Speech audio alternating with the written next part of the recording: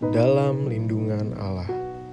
Orang yang duduk dalam lindungan yang maha tinggi dan bermalam dalam naungan yang maha kuasa akan berkata kepada Tuhan, tempat perlindunganku dan kubu pertahananku, Allahku yang kupercayai.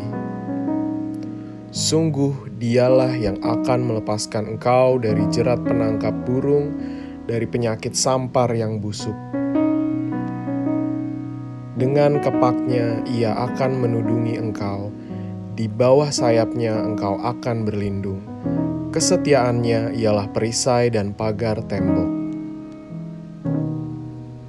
Engkau tak usah takut terhadap kedahsyatan malam, terhadap panah yang terbang di waktu siang, terhadap penyakit sampar yang berjalan di dalam gelap, terhadap penyakit menular yang mengamuk di waktu petang.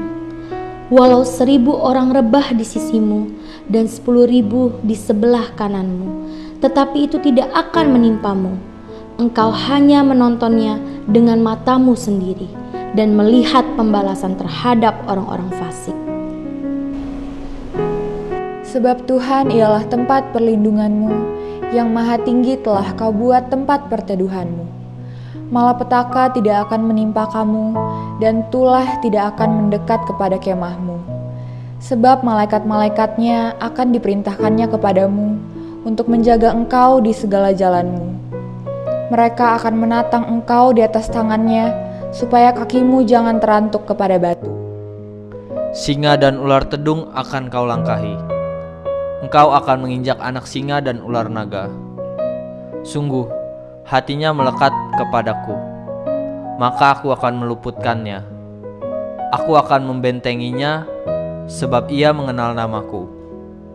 Bila ia berseru kepadaku, aku akan menjawab. Aku akan menyertai dia dalam kesesakan. Aku akan meluputkannya dan memuliakannya. Dengan panjang umur akan kukenyangkan dia, dan akan kuperlihatkan kepadanya keselamatan daripadaku.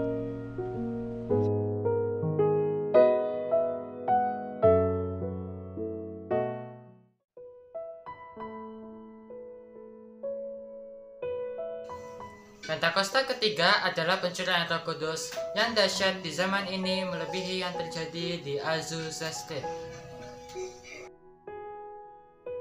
Pentakosta ketiga akan mengakibatkan penuaian jiwa yang terbesar dan yang terakhir sebelum Tuhan Yesus datang kembali.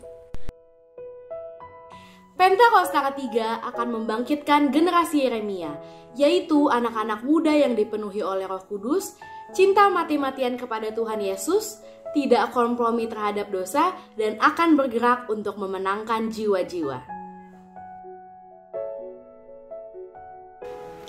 Pentakosta ketiga lahir di Indonesia dan bergerak ke bangsa-bangsa.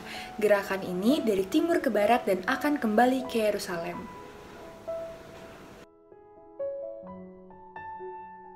Pentakosta ketiga akan memberikan kuasa untuk menyelesaikan amanat agung, dan setelah itu Tuhan Yesus datang kembali.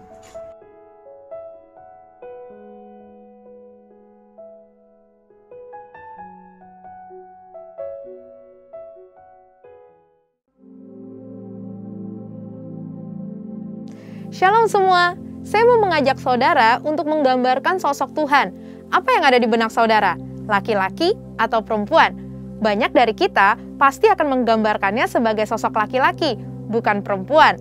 Rasanya jarang sekali sosok Tuhan digambarkan sebagai seorang ibu, dan seringkali digambarkan dengan maskulinitas seorang bapak. Tapi tahukah Anda bahwa sebetulnya Tuhan itu tidak bergender?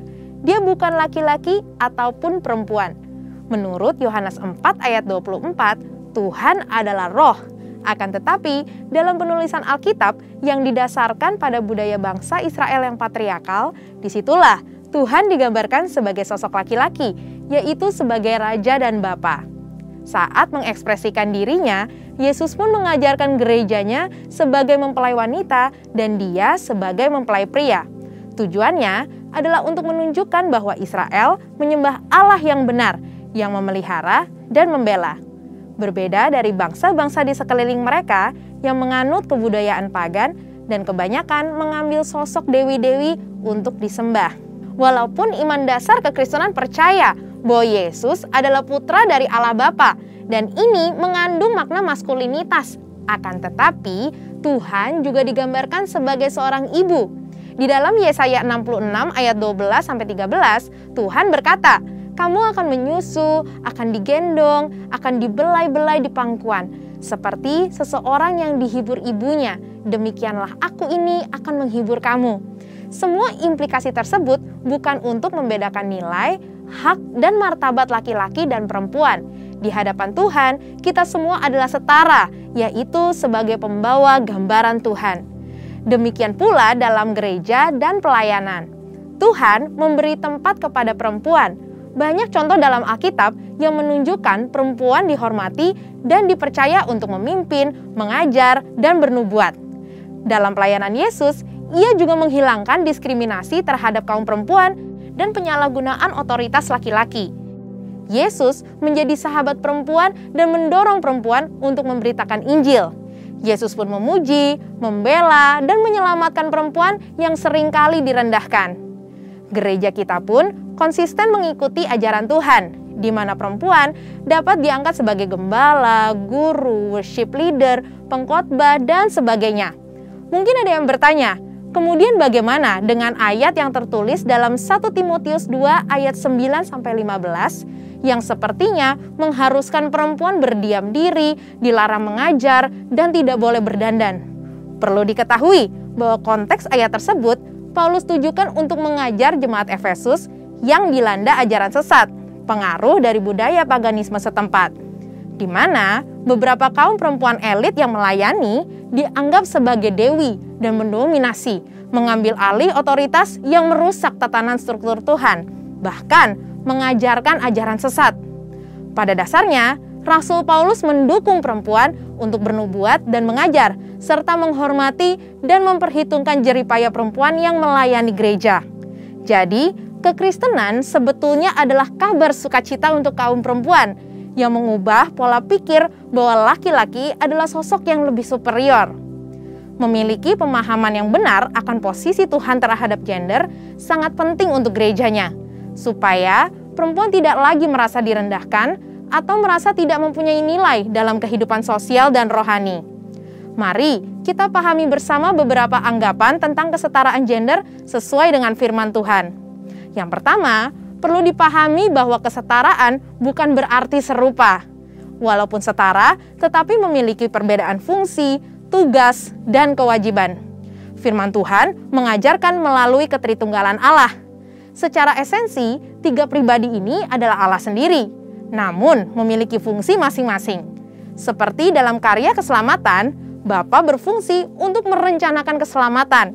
Anak melaksanakannya melalui salib dan kebangkitannya, dan Roh Kudus mewujudkannya melalui kelahiran baru. Begitupun dengan kesetaraan laki-laki dan perempuan. Walaupun memiliki hak manusiawi yang sama, namun memiliki fungsi dan kewajiban yang berbeda, khususnya dalam pernikahan. Laki-laki dengan maskulinitasnya sebagai kepala yang berkewajiban memenuhi kebutuhan keluarga dan memberi perlindungan. Sedangkan perempuan dengan karunia lemah lembutnya berfungsi sebagai penolong yang memelihara keluarganya dan membantu mewujudkan rencana keluarga. Yang kedua, pahami bahwa penundukan diri tidak menjadi tanda nilai status yang lebih rendah. Umumnya, dunia memiliki pemahaman ketika seseorang tunduk pada otoritas yang lebih tinggi, artinya orang tersebut punya nilai status lebih rendah. Padahal nyatanya, penundukan diri adalah ekspresi ketaatan dan penghormatan. Meskipun Yesus sama derajatnya dengan Bapa, ia tetap tunduk pada perintah Bapa dan menjadi satu kemuliaan bagi Allah. Perempuan sebagai penolong laki-laki bukan berarti lebih rendah derajatnya. Justru sebagai penolong yang sepadan dan melengkapi gambaran Allah yang utuh. Dan yang terakhir, penghargaan perempuan tidak berasal dari status jabatan yang sama dengan laki-laki. Sesuai dengan Amsal 31 ayat 10 dan 29, seorang ibu rumah tangga Tuhan beri penghormatan yang tinggi dan tetap mempunyai nilai yang hakiki di hadapan Tuhan. Ini sejalan dengan prinsip Tuhan dalam mempercayakan perempuan untuk melakukan pelayanan dalam tubuh Kristus, yaitu gerejanya. Saudara, Untuk penjelasan lebih lengkapnya dari tim teologi kami, silakan untuk buka link yang ada di atas atau scan QR Code yang tersedia. Tuhan Yesus memberkati. United, united we stand. United, united we stand. United, united we stand. United, united we stand. Shalom Bapak Ibu Saudara yang dikasihi Tuhan. Shalom, haleluya. Kita akan memulai ibadah kita hari ini. Mari bangkit berdiri dimanapun Bapak Ibu Saudara berada. Kita mau satu dalam doa, kita berdoa. Terima kasih Tuhan Yesus, kami mengucap syukur buat kebaikan-Mu Tuhan. Dimanapun kami berada saat ini kami percaya Tuhan, kami mau memuji membesarkan nama-Mu lebih lagi Tuhan.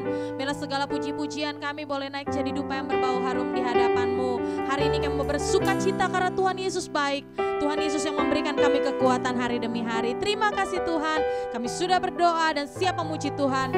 Yang siap memuji Tuhan mari sama-sama katakan amin. Haleluya. Mari tepuk tangan buat Tuhan Yesus yang dahsyat. Haleluya. Mari sama-sama memuji Tuhan, nyatakan kebaikan Tuhan. Haleluya. Ku mau bersyukur dengan segenap hatiku. Nama-Mu dan janji-Mu melebihi segalanya. Saat ku berseru, Engkau pun menjawabku. Kau tambahkan kekuatan di hidupku. Sebab itu ku kuat, ku dapat berdiri hadapi semua. Ku kuat, semakin kuat, sebab urapan yang limpah di hidupku. Ku mau bersyukur dengan segenap hatiku. Nama-Mu dan janji-Mu melebihi segalanya. Saat ku berseru, Engkau pun menjawabku. Kau tambahkan kekuatan di hidupku. Saat itu ku kuat, ku dapat berdiri hadapi semua. Ku kuat, semakin kuat, sebab urapan yang limpah di hidupku. Mari tepuk tangan buat Tuhan ya. Dia Allah yang memberikan kita kekuatan, amin. Segala perkara bisa ditanggung di dalam Dia yang memberikan kita kekuatan. Haleluya.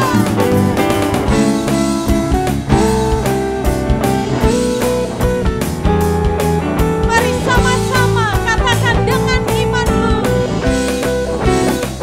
Sebab itu ku kuat, ku dapat berdiri hadapi semua.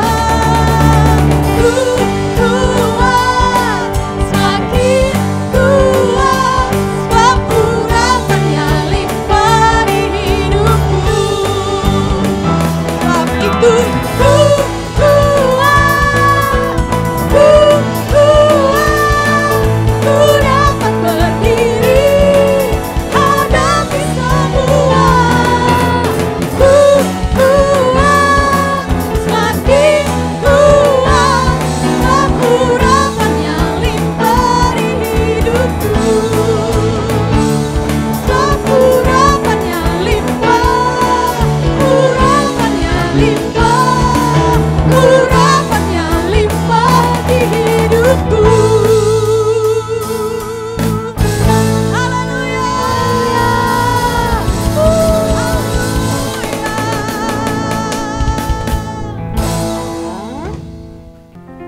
Mari sama-sama kita akan siapkan hati kita mau dengar firman Tuhan. Dan hari ini juga kita akan terima tubuh dan darah Yesus.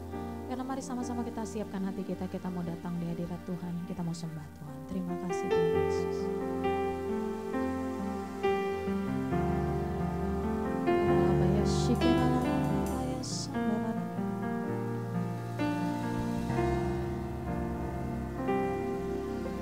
Saat ku masuk ke hadirat-Mu, bawa persembahan ke tempat kudus-Mu. Pujian ku naikkan, sembah ku berikan bagi-Mu Allah yang mulia. Kau layakkan ku menghampiri-Mu, melihat tahta kemuliaan-Mu Tuhan. Pujian ku naikkan, sembah ku berikan bagi-Mu Allah yang mulia. Oleh kuasa darah-Mu Kau telah tebus dosaku. Kekudusan-Mu melingkupiku, kasih-Mu mengalir memulihkan hidupku. Sungguh besar anugerah-Mu, Kau selamatkan hidupku. Ku menjadi ciptaan yang baru oleh kuasa darah-Mu. Mari sama-sama katakan. Saat ku masuk ke hadirat-Mu, bawa persembahan ke tempat kudus-Mu. Pujian ku naikkan, sembah ku berikan bagi-Mu Allah yang mulia. Kau layakkan ku menghampiri-Mu, melihat tahta kemuliaan-Mu Tuhan. Pujian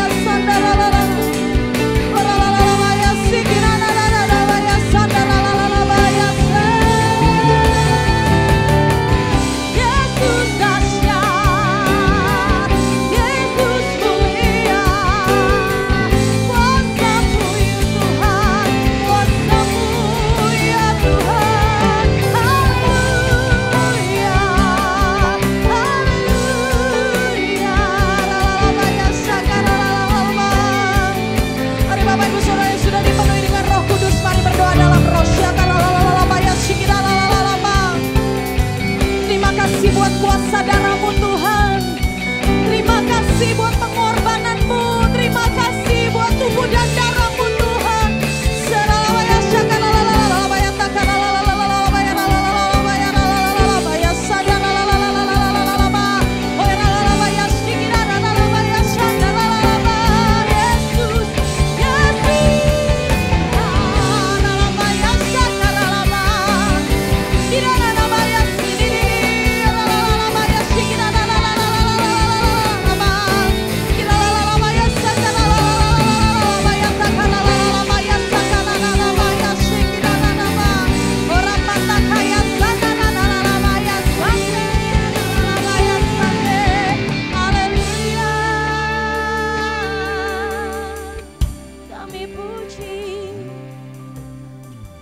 kami sembah Kau Tuhan, dimanapun. Oh Yesus, terima kasih, terima kasih buat pengorbanan-Mu, terima kasih.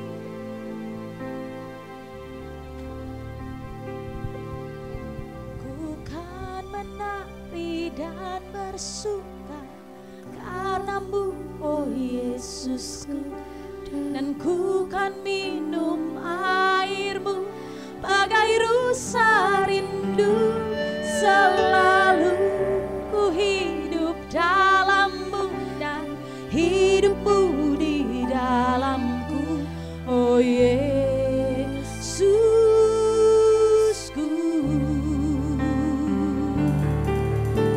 Kan menari dan bersuka karena-Mu, oh Yesusku, dan ku kan minum air-Mu bagai rusa rindu. Selalu ku hidup dalam-Mu dan hidup-Mu di dalamku, oh Yesus. Ku kan menari, ku kan menari dan bersuka karena-Mu, oh Yesusku, dan ku kan minum air-Mu bagai rusa rindu. Selalu ku hidup dalam-Mu dan hidup-Mu di dalamku, oh Yesusku. Kau sangat ku cinta. Mari tepuk tangan buat Tuhan Yesus. Haleluya. Ku kan menari dan bersuka karena-Mu, oh Yesusku, dan ku kan minum air-Mu bagai rusa rindu. Selalu ku hidup dalam-Mu dan hidup-Mu di dalamku, oh Yesusku.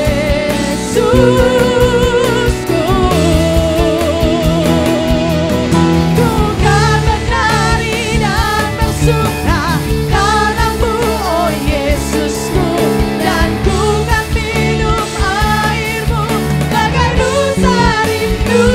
Selalu ku hidup dalam-Mu dan hidup-Mu di dalamku, oh Yesusku. Oh Yesusku,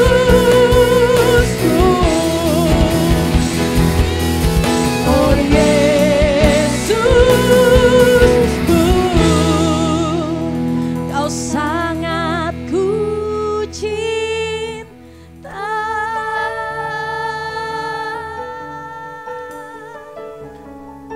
Kami cintai Engkau Tuhan, oh Yesus. Terima kasih Tuhan Yesus, terima kasih ya Roh Kudus. Kami sangat mencintai Engkau Tuhan. Dan hari ini Tuhan, kami mau jadi anak-anak-Mu yang taat, anak-anak-Mu yang dengar-dengaran Tuhan akan firman-Mu Tuhan. Dan Engkau boleh sampaikan firman-Mu melalui hamba-Mu Tuhan, agar apa yang hari ini hamba-Mu sampaikan boleh jadi rema bagi kami semua. Kami lakukan sesuai dengan seturut dengan mau dan kehendak-Mu. Terima kasih Bapa, terima kasih. Kami sudah berdoa mengucap syukur dan kami siap dengar firman Tuhan. Dalam nama Yesus. Haleluya. Amin.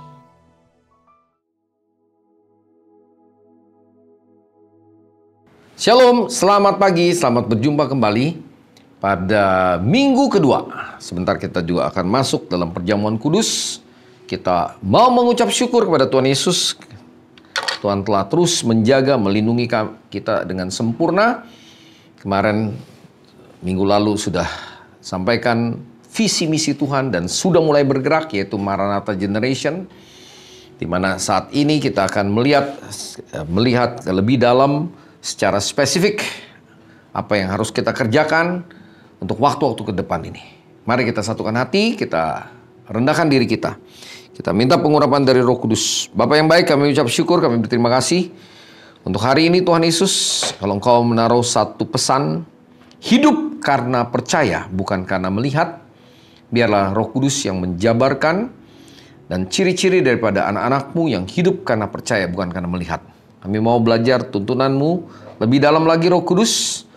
Urapi kami, berikan telinga seorang murid, hati seorang hamba yang taat melakukan kehendak Bapa.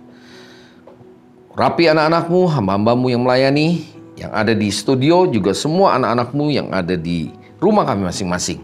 Dengan pengurapan pewahyuan hikmat-Mu, Roh Kudus yang khusus pada pagi siang hari ini. Roh Kudus urapi mulut lidah bibir hamba-Mu, sembunyikan hamba-Mu di balik salib-Mu Tuhan Yesus, sehingga seluruh kebenaran firman-Mu menjadi rema dalam setiap kehidupan kami. Dalam nama Tuhan Yesus kami berdoa dan ucap syukur. Haleluya. Amin. Oke, kita buka dalam 2 Korintus 5 ayat 1 sampai dengan ayat yang ke-10, satu perikop. Ya, temanya hidup karena percaya, bukan karena melihat. Jadi kalau percaya baru bisa melihat. Bukan terbalik ya, melihat dulu baru percaya. Itu bukan iman. Nah, kita akan baca dalam 2 Korintus 5 ayat 1.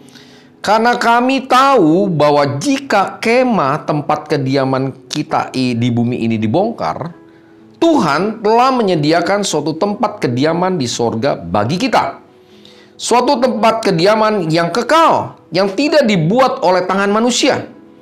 Ayat 2, selama kita di dalam kemah ini ya, tubuh kita ini, kita mengeluh karena kita rindu mengenakan tempat kediaman sorgawi, yaitu tubuh kemuliaan di atas tempat kediaman kita yang sekarang ini. Ayat 3, sebab dengan demikian kita berpakaian dan tidak kedapatan telanjang. Wow, dahsyat, karena tubuh kemuliaan.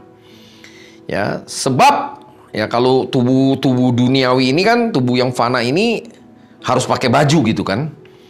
Ya, ayat yang keempat, sebab selama masih diam di dalam kemah ini, ya, kemah itu tenda ya, kita mengeluh oleh beratnya tekanan. Karena kita mau mengenakan pakaian yang baru itu tadi, ya, pakaian yang baru itu yaitu tubuh kemuliaan, tanpa menanggalkan yang lama. Harusnya yang lama ini ditanggalkan, yaitu kedagingan, manusia fana kita. Supaya yang fana itu ditelan oleh hidup. Ya. Ayat 5, tetapi Tuhanlah yang justru mempersiapkan kita untuk hal itu.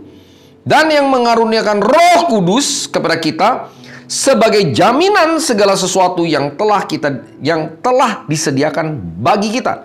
Jadi Roh Kudus adalah guarantee, jaminan. Ayat 6, maka oleh karena itu hati kami senantiasa tabah, meskipun kami sadar bahwa selama kami mendiami tubuh ini, kami masih jauh dari Tuhan. Nah, ini ada pengertian lebih dalam, nanti kita lihat. Sebab, di ayat 7 ini menjadi headline-nya, hidup kami ini adalah hidup karena percaya, bukan karena melihat. Ya, tetapi hati kami tabah dan terlebih suka kami beralih dari tubuh ini untuk menetap pada Tuhan. Ayat 9, sebab itu juga kami berusaha, baik kami diam di dalam tubuh ini, maupun kami diam di luarnya, supaya kami berkenan kepada Tuhan. Ayat yang ke-10, sebab kita semua harus, wajib, mesti menghadap tata pengadilan Kristus, supaya setiap orang memperoleh apa yang patut diterimanya. sesuai dengan yang dilakukannya dalam hidupnya ini, baik ataupun jahat. Bapak Ibu yang kasih Tuhan, jemaat yang kasih Tuhan, hidup karena percaya bukan karena melihat. Kalau orang dunia, gue lihat bukti dulu, baru gue percaya. Tapi kalau anak Tuhan, percaya dulu, baru ada bukti. Kalau buat orang dunia itu kebodohan. Kalau belum ada bukti, bagaimana lu percaya? Tapi bagi kita, terbalik justru. Kita percaya dulu kepada semua janji-janji Tuhan, kepada rencana Tuhan, maka kita akan melihat buktinya. Yang setuju katakan amin. Ya. Tapi kalau orang dunia enggak, Tuhan berkatin saya dulu, buktiin dulu Tuhan menyertai saya melayani Tuhan. Saya akan sungguh-sungguh sama Tuhan. Ya nggak bisa. Lu yang mau ngatur Tuhan atau Tuhan yang ngatur lu? Gitu gampangnya lah bahasa anak gaulnya. Ya, Tuhan yang ngatur kita atau kita yang ngatur Tuhan. Kalau orang yang mau ngatur Tuhan, dia bilang gini, buktiin dulu. Baru saya melayani. Baru saya sungguh-sungguh. Nah, kalau kita enggak, sungguh-sungguh dulu. Hidup dalam Tuhan, percaya kepada janji-janjinya, maka semua akan dibuktikan sama Tuhan. Ini terbalik ya, logika dunia dengan iman. Kalau logika dunia harus ada bukti dulu. Ilmiah. Begini deh gampangnya. Bumi sebelum diciptakan, dunia, alam semesta sebelum diciptakan pada dasarnya ada nggak? Ada nggak? Apakah datang-datang ada muncul sendiri? Ya, secara kebetulan? Karena teori evolusi dan sebagainya, yang teori gini katanya manusia itu dari monyet, kita nih dari monyet. Ya ilah, ini orang bodohnya setengah mati. Kalau gitu monyetnya udah hilang semua. Kan udah monyetnya berubah jadi manusia, berevolusi. Ya kenapa masih ada monyet? Ini orang ketahuan bodoh itu. Makanya orang kalau mau ngukur Tuhan pakai otaknya yang segede bapau, ya nggak bisa. Gini deh, ambil contohnya. Komputer secanggih apapun, yang ciptakan siapa? Yang bikin komputer itu siapa? Manusia. Bisa nggak dia mengukur keberadaan manusia?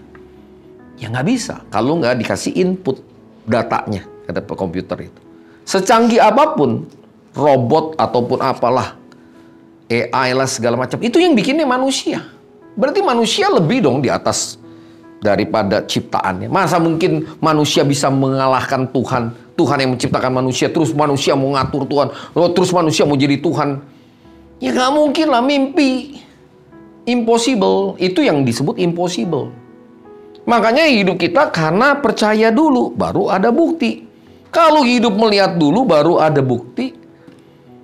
Ya, melihat, baru nanti ada bukti. Saudara, itu bukan iman. Kita nggak mungkin berkenan. Ciri-ciri daripada orang yang hidup percaya, hidup karena percaya, bukan karena melihat, ada 7. Dari tadi ayat yang pertama dikatakan di 2 Korintus 5 ayat 1. Saya ulangin. Karena kami tahu.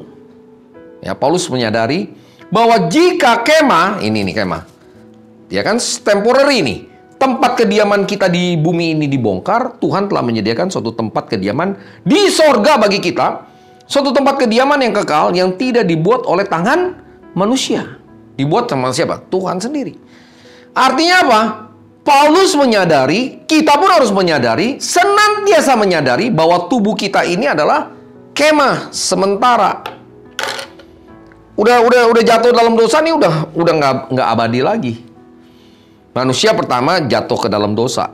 Saya tanya saudara bisa buktikan nanti di dalam Alkitab. Manusia Adam dan Hawa, tubuhnya tubuh kemuliaan atau tubuh masih dunia? Banyak yang bilang itu tubuh kemuliaan. Yang enggak lah, tubuh kemuliaan mana? Ada ayatnya, cuman ini nggak bisa dijelasin di sini.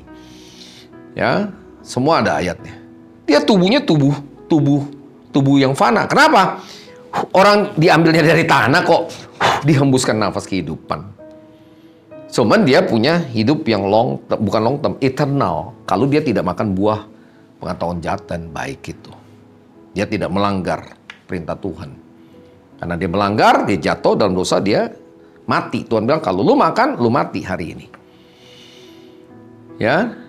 Nah, tubuhnya ya tubuh yang fana masih. Kalau setelah dia mengalami kematian, balik tanah ke tanah lagi, roh balik ke penciptanya, baru dia dapat tubuh kemuliaan lewat kepercayaan dia kepada kematian dan kebangkitan Kristus. Jadi kita harus senantiasa yang pertama menyadari bahwa tubuh kita adalah sementara. Banyak orang nggak sadar loh. Ya, wow, gua bisa hidup 100.000 tahun lagi. Mimpi. Lu punya duit berapapun, otak lu sepintar apapun, lu tetap mati. Titik gitu. Cobalah keluarin lah orang yang paling pintar, dia bisa hidup. Siapa tuh yang begini tuh? Katanya paling pintar. Siapa tuh yang dia dengan teori-teori segala macamnya? Ya, lu pintar, lu bisa berbaikin dong tubuh lu sendiri. Gitu aja, gampang aja. Ya kan, orang sakit aja bisa mati kok, digigit sama nyamuk aja mati, kita dikena COVID-19 aja mati kok. Ya, berarti ini kita harus menyadari nggak ada yang kekal karena kita udah jatuh dalam dosa. Ya, kalau orang yang hidupnya percaya, karena percaya, dia sangat menyadari temporary, ini semuanya just for the time being. Hanya untuk sementara waktu. Ya ada yang masih wah gila-gilaan di dunia ini. Kayaknya besok dia nggak bakalan mati. Toto digigit nyamuk mati dia. Kena COVID mati dia.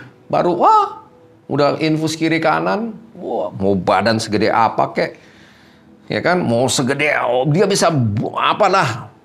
Ya ngancurin apalah. Wah seperti Superman. Tetap aja ada kelemahannya. Karena ini sifatnya temporary. Sementara. Kalau orang yang percaya, hidup karena percaya, dia nggak menyadari banget. Kecuali yang hidupnya selalu pengen dengan melihat. Wah dia lupa. Ya dia lupa bahwa hidup dia temporary, sementara. Itu jelas sekali perbedaannya. Itu ciri yang pertama.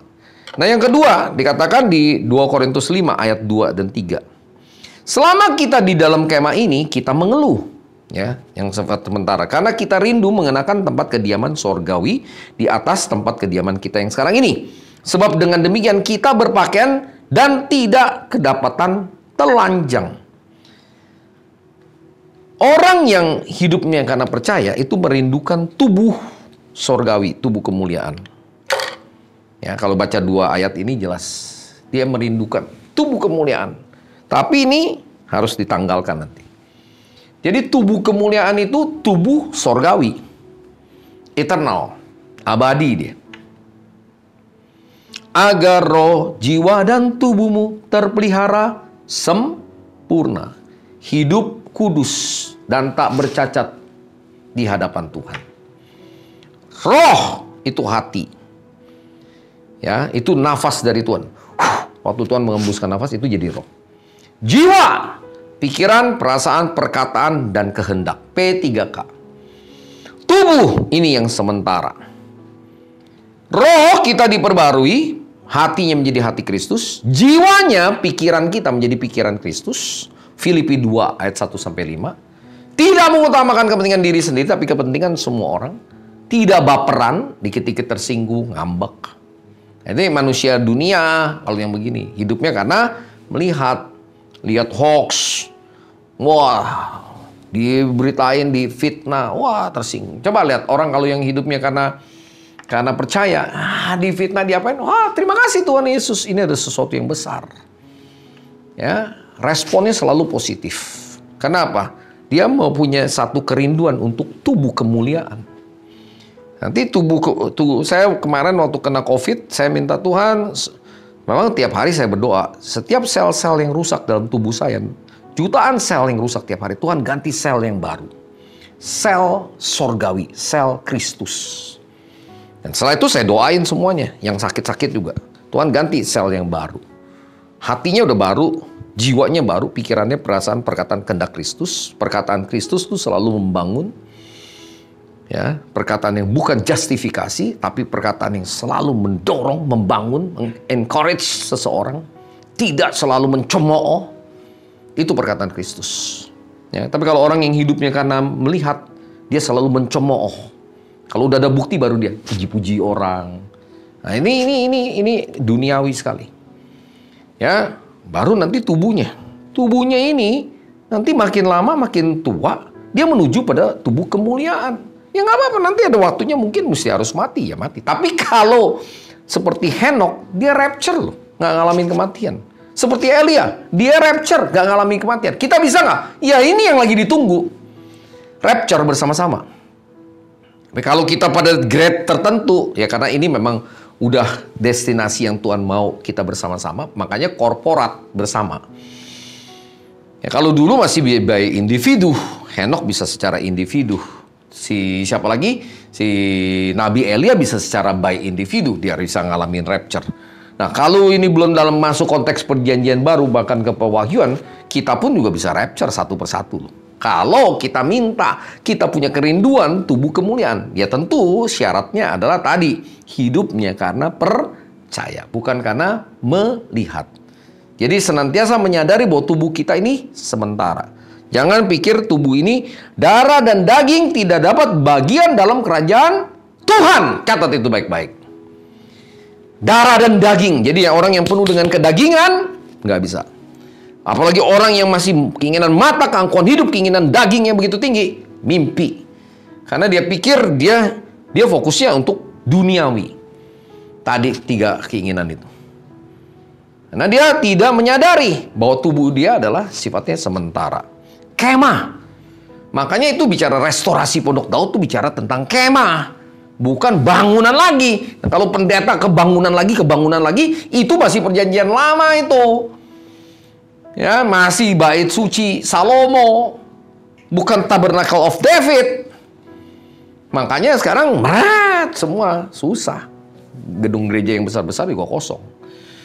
Karena kan yang penting ini, bait Roh Kudus.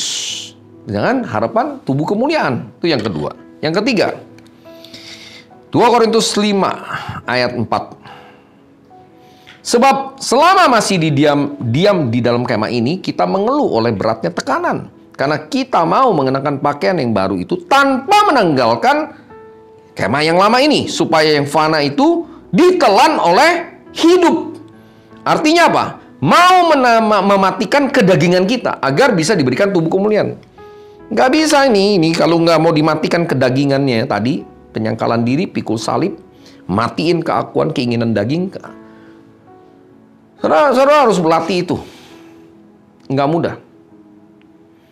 Karena, apalagi ilah-ilah zaman sekarang. Saudara ngelihat apa? Wow, mobil yang super mahal. Ya, kalau dulu ya sebelum saya bertobat, pengen tuh punya mobil yang mewah. Tapi makin udah bertobat, udah nggak ada lagi tuh, mulai berkurang-kurang. Sekarang mau naik beca, mau jalan kaki, gue nggak pikirin gitu. Istilahnya kita nggak pikirin. Nggak ada gengsi. Nggak ada lagi. Barang-barang juga, ini HP juga nggak terikat sama yang namanya buatan tangan manusia.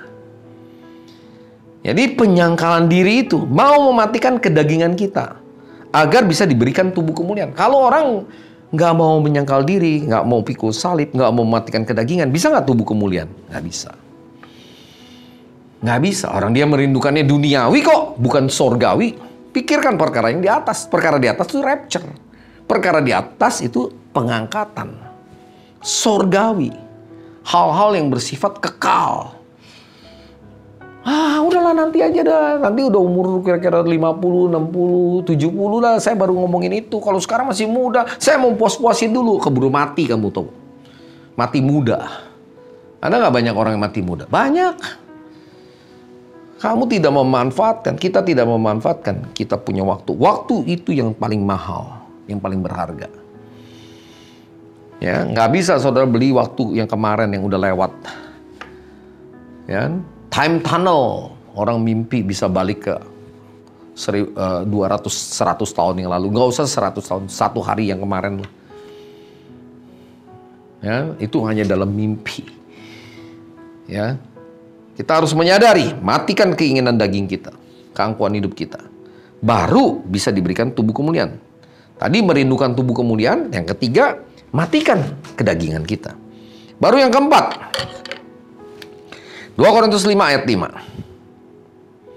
Tetapi Tuhanlah yang justru mempersiapkan kita untuk hal itu, dan yang mengaruniakan Roh Kudus kepada kita sebagai jaminan segala sesuatu yang telah disediakan bagi kita. Ya, ini yang keempat. Merindukan senantiasa hidup dipimpin dan dipenuhi oleh Roh Kudus. Merindukan senantiasa hidup dipimpin dan dipenuhi oleh Roh Kudus. Minta dipenuhi tiap hari sama Roh Kudus. Tuhan, penuhi saya dengan Roh Kudus. Pimpin saya Roh Kudus, beri kepekaan Tuhan kepada saya untuk mendengar suara-Mu. Makanya tanya segala sesuatu, tanya sama Tuhan. Tuhan, boleh nggak saya melakukan ini? Tuhan, boleh nggak begini tuh? Kalau secara pikirannya ini, kalau Tuhan bilang yes, jalan. Kalau tidak, no. Selesai. Nggak usah.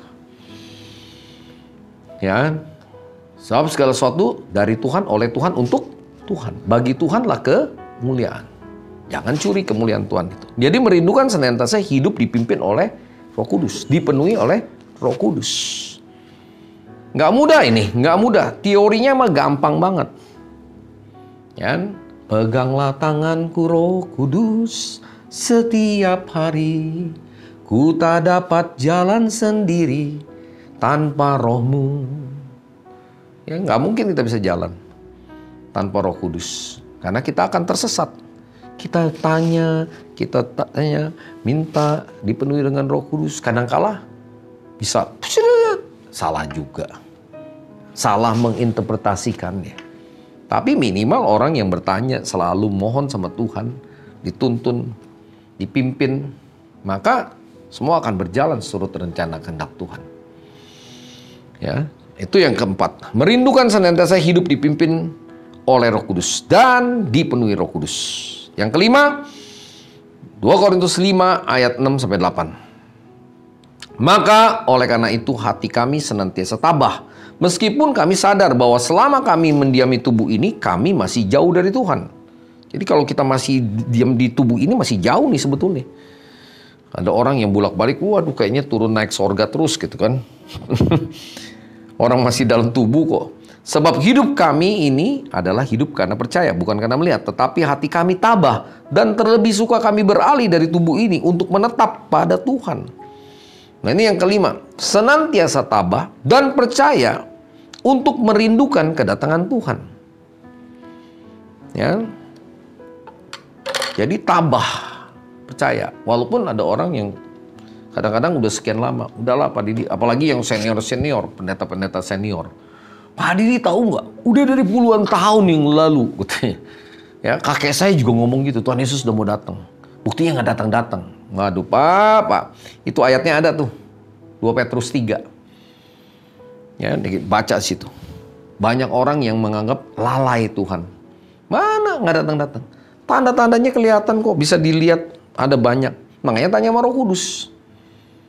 Setelah itu saudara punya kerinduan nggak? Jangan malah terus jadi malah, enggak. 400 tahun lagi, 500 tahun lagi. Pak, ntar malam Tuhan datang loh sama Bapak. Ya, kalau itu saya percaya. Ya meninggal berarti. Sediain peti mati. Saudara tinggal pilih kloter 1, kloter 2, kloter 3. Kloter 1 RIP, rest in peace. Kloter 2 rapture bersama. Kloter 3 tertinggal. 5 darah bodoh. Karena tadi hidupnya bukan karena percaya, tapi karena melihat. Selalu melihat.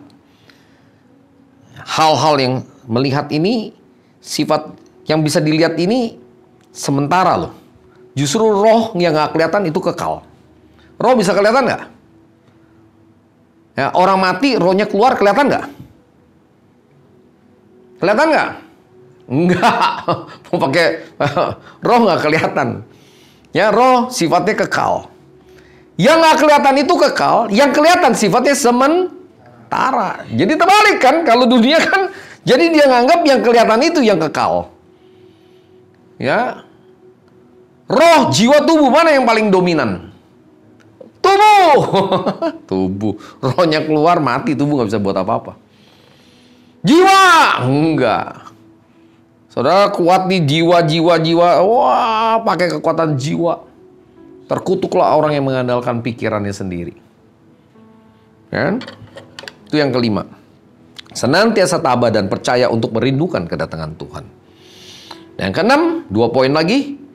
2 Korintus 5 ayat 9. Sebab itu juga kami berusaha, baik kami diam di dalam tubuh ini maupun kami diam di luarnya, supaya kami berkenan kepadanya. Kepadanya huruf besar, kepada Tuhan. Sungguh-sungguh berusaha agar hidup kita berkenan kepada Tuhan. Ini nggak main-main. Ada harga yang harus kita bayar. Sungguh-sungguh berusaha. Ya, memang kasih karunia dalam keselamatan itu sifatnya gift, anugerah. Tapi setelah itu, saudara dan saya harus sungguh-sungguh berusaha. Ya, agar hidup kita berkenan. Makananku melakukan kehendak Bapa dan menyelesaikan pekerjaannya. Baru bisa hidup berkenan. Daud berkenan karena melakukan kehendak Tuhan pada zamannya. Padahal Daud pun pernah jatuh berkali-kali. Ya, bayangin loh, orang yang begitu peka, dekat sama Tuhan, masih melakukan kehendak Tuhan, masih bisa jatuh. Apalagi yang nggak peka, yang nggak dekat sama Tuhan. Bolak-balik jatuh pasti. Berzina lagi, berzina lagi, berzina lagi, berzina lagi. Terus jatuh. Bolak-balik aja di tempat yang sama. Daud orang yang begitu melekat sama Tuhan. Berkenan karena melakukan kehendak Tuhan pada zamannya. Jatuh kok. Apalagi kita kalau nggak dekat, nggak berkenan, nggak melakukan kehendak Tuhan pada zaman kita. Sungguh-sungguh berusaha agar hidup kita berkenan kepadanya. Yang terakhir, yang ketujuh, 2 Korintus 5 ayat 10. Sebab kita semua harus menghadap tata pengadilan Kristus, supaya tiap orang memperoleh apa yang patut diterimanya sesuai dengan yang dilakukannya dalam hidupnya ini, baik ataupun jahat. Sebab kita semua harus menghadap tata pengadilan Kristus. Percaya dan siap untuk hari penghakiman Kristus. Udah deket nih saudara. Percaya dan siap. Udahlah. Nggak ada itu sorga, nggak ada lagi neraka. Ntar kalau udah masuk neraka, selama-lamanya lu nangis tuh. Keluar air mata darah pun juga, mohon Tuhan, ampun Tuhan. Ada kan orang yang kaya itu, kasih tahu dah ke saudara-saudara saya. Ya, jangan sampai ada yang begini, nggak percuma. Ya tadi orang kalau orang hidupnya karena melihat, dia nggak percaya. Ada kehidupan kekal setelah kematian. Ada pengadilan tata Kristus. Di Wahyu 20 ayat 11 sampai 15. Saya bacakan di sini. 1 poin ayat lagi. Lalu aku melihat suatu tata putih yang besar dan Dia yang duduk di atasnya. Dari hadapannya lenyaplah bumi dan langit dan tidak diketemukan lagi tempatnya. Dan aku melihat orang-orang mati besar dan kecil berdiri di depan tata itu. Lalu dibuka semua kitab dan dibuka juga sebuah kitab lain, yaitu kitab kehidupan. Dan orang-orang mati dihakimi menurut perbuatan mereka, berdasarkan apa yang ada tertulis dalam kitab-kitab itu. Maka laut menyerahkan orang-orang mati yang ada di dalamnya. Laut, banyak orang yang mati di laut kan. Dan maut, dan kerajaan maut menyerahkan orang-orang mati yang ada di dalamnya. Dan mereka dihakimi masing-masing menurut perbuatannya. Lalu maut dan kerajaan maut itu dilemparkanlah ke dalam lautan api. Itulah kematian yang kedua. Lautan api ini neraka namanya, Pak, Ibu. Dan setiap orang yang tidak diketemukan namanya di mana? Kitab kehidupan. Yang tertulis dalam kitab kehidupan itu, ia dilemparkan ke dalam lautan api itu. Selesai. Ini yang namanya jembatan dibelah 7. Titian rambut dibelah 7. Itu the 10 commandments, saudara jalanin. 1 nggak jalan, jatuh, masuk neraka. Tapi kita masuk surga itu karena by the grace of God. Cuma, catat ya, setelah kita menerima anugerah keselamatan, kerjakan keselamatan itu. Hargai dong, kerjakan dong, jaga dong. Bukan terus disepelekan.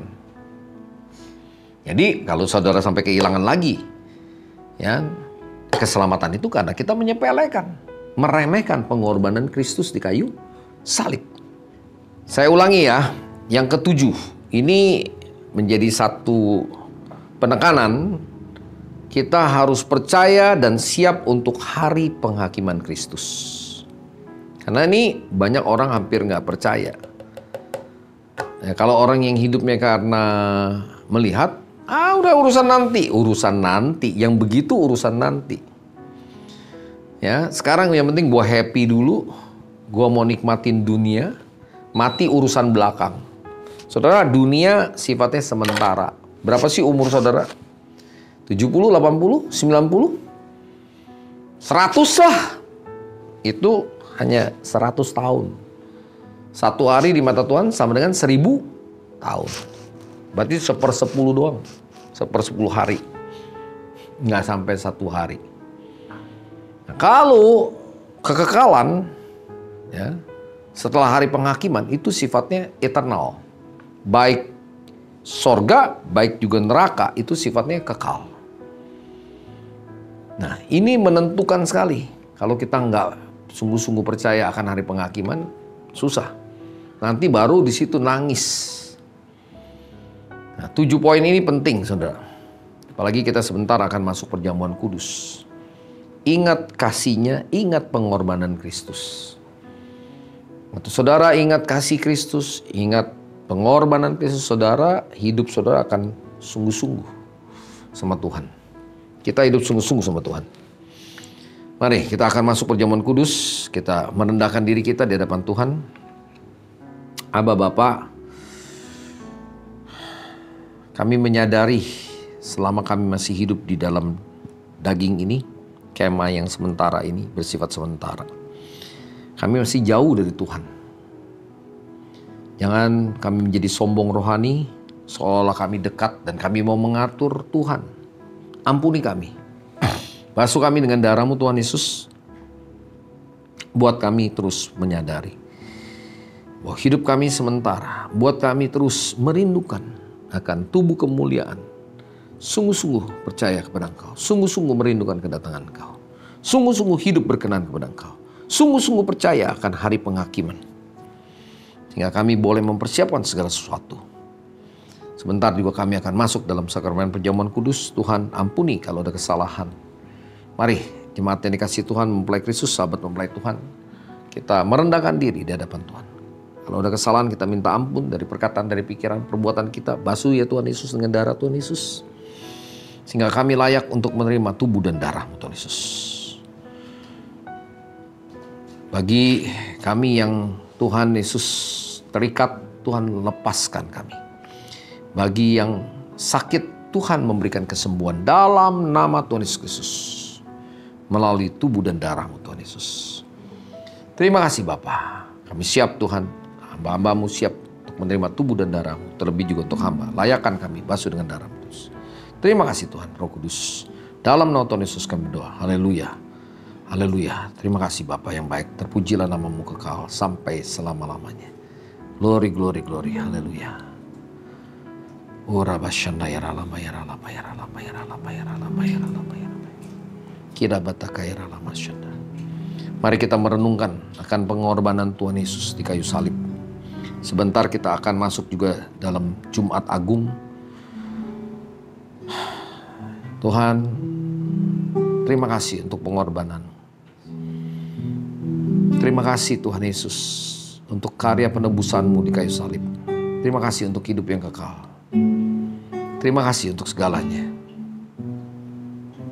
Kami siap untuk menerima tubuh dan darah-Mu. Makasih Bapa. Jemaat yang kasih Tuhan, sebab apa yang telah kuteruskan kepadamu telah aku terima dari Tuhan, yaitu bahwa Tuhan Yesus pada malam waktu Ia diserahkan mengambil roti. Mari kita angkat roti di tangan kanan kita tinggi-tinggi. Dan sudah itu Ia mengucap syukur atasnya. Ia memecah-mecahkannya dan berkata, inilah tubuhku yang diserahkan bagi kamu. Perbuatlah ini menjadi peringatan akan aku.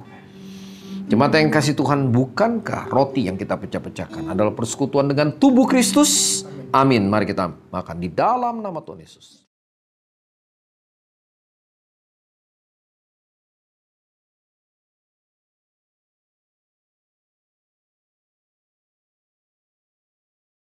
Makasih Abba Bapa.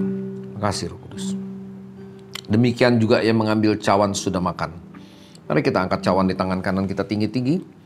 Lalu Tuhan berkata, cawan ini adalah perjanjian baru yang telah dimateraikan oleh darahku. Perbuatlah ini setiap kali kamu minumnya menjadi peringatan akan aku.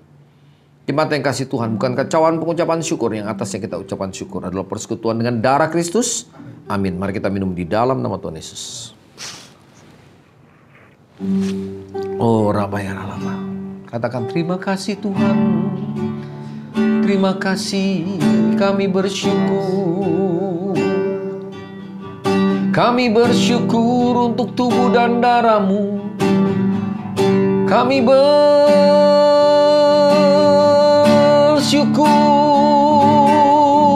untuk pengampunan dosa yang Kau berikan bagi kami. Kami bersyukur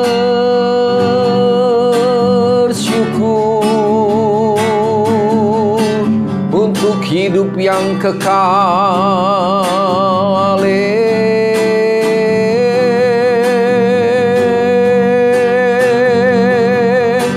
Haleluya. Terima kasih Bapa. Terima kasih Tuhan, Engkaulah Yesus, Juru Selamat kami yang hidup. Terima kasih untuk Roh Kudus-Mu Tuhan. Terima kasih. Tak habis-habisnya kami bersyukur untuk semua kebaikan-Mu. Tak habis-habisnya kami bersyukur untuk rahmat-Mu Tuhan.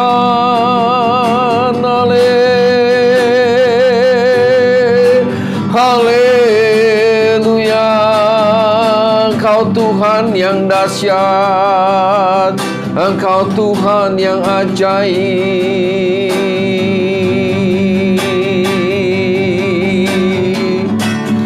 Terima kasih Yesusku, terima kasih Yesusku. Puji syukur hanya bagi Tuhanku. Terima kasih Yesusku, terima kasih Yesusku. Puji syukur hanya bagi Tuhanku. Puji syukur hanya bagi Tuhanku. Puji syukur Tuhan, puji syukur hanya bagi Yesusku.